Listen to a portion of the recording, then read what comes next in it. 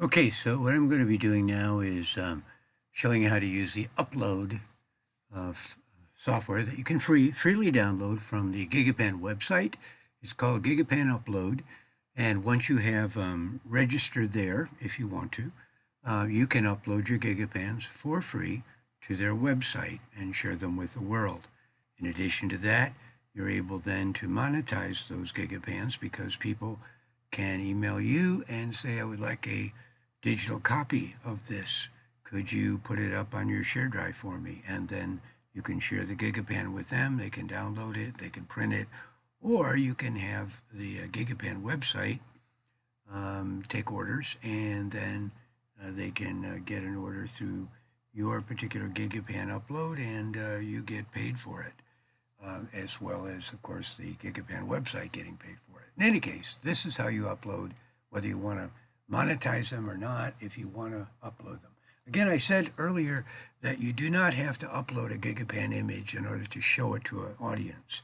You can just have it on your computer, bring it up in Microsoft Photo Viewer, and you can zoom in on it just like people can if you upload it. But this is the way you do it. I'm going to pick Browse. Now, these images have to be at least 300 megabytes in size. You can't upload tiny Gigapans. There's no point in that. So you find a Gigapan, find out what its size is, and then if it isn't large enough, you can bring it into Photoshop and increase its size. It won't increase the detail, but at least to give you a chance to upload it to the website. So I'm going to go into a Gigapan Workshop here folder and find a stitched image. Open it, give it a title. I'll say Central West End.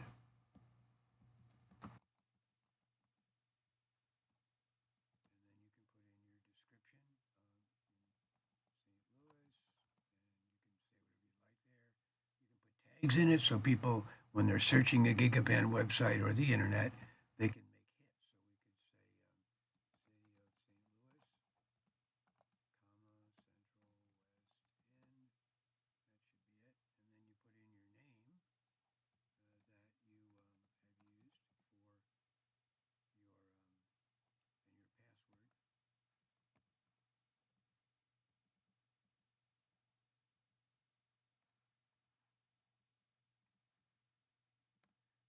then you just pick upload, and it will put that image up there for people.